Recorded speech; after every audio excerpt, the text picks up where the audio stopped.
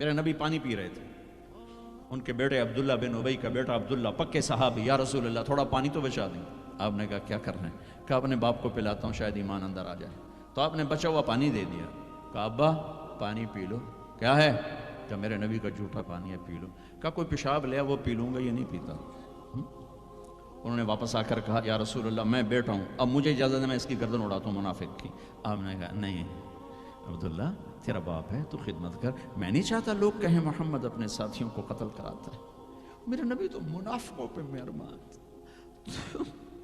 امت پر کفر کے فتوے، واجب القتل کے فتوے، کہ تمہیں موت نہیں آئے گی، تم نے اللہ کے سامنے کھڑے ہو کے جواب نہیں دیا۔ اور جس دن وہ مرا ہے ان کے بیٹے آ گئے، یا رسول اللہ میرے ابا کو کفن کے لیے کرتا دے دیں گے؟ ہم نے کہا ہاں دے دوں گا۔ یہ کون ہے جس نے اماں عائشہ پہ تہمت لگائی تھی؟ یہ وہ آدمی ہے۔ سوچو صحیح، منافقت تو ایک طرف رکھ دو، سب سے پیاری بیوی، ایک صحابہ نے پوچھا یا رسول اللہ آپ کو سب سے زیادہ کس سے پیار ہے؟ آپ نے کہا عائشہ سے۔ بھری محفل میں کہا، عرب میں اظہار محبت عورت کے ساتھ عیب تھا، لیکن بھری محفل میں کہا عائشہ سے۔ وہ گھبرا گئے، ان کو توقع نہیں تھی کہ یا رسول اللہ میرا مطلب ہے مردوں میں کس سے زیادہ پیار ہے؟ تو آپ سمجھ گئے کہ اس کو میرا جواب ہضم نہیں ہوا، تو آپ نے یہ نہیں کہا ابو بکر سے، آپ نے کہا عائشہ کے ابا سے سب سے زیادہ پیار ہے۔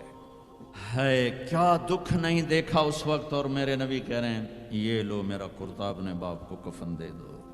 پھر کہا یا رسول اللہ جنازہ پڑھا دیں گے؟ کہاں پڑھا دوں گا، شاید بخشش ہو جائے۔ یہ عبداللہ بن ابی کا جنازہ ہے، اور آپ اہل صحابہ کو کھڑے ہوئے ہیں صف بنا کے، تو عمر رضی اللہ عنہ سامنے آ کے کھڑے ہو جاتے ہیں، یا رسول اللہ آپ کو پتہ ہے یہ کون ہے؟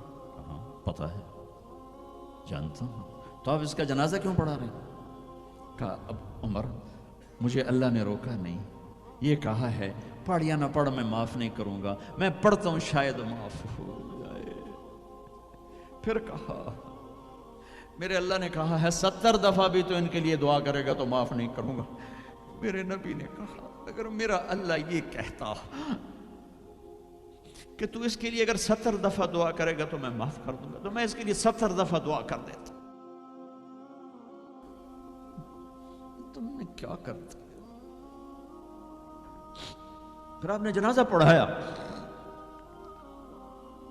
آپ پیچھے پیچھے قبر میں دفن تک گئے، تو اس کو قبر میں اتار چکے تھے، آپ جب پہنچے آپ نے کہا باہر نکالو۔ باہر نکالا گیا، سب کے سامنے منہ سے اپنا تھوک نکال کے اس کے منہ میں ڈالا، شاید بخشش ہو جائے۔ 100 منافقوں نے کلمہ پڑھا یہ منظر دیکھ کر۔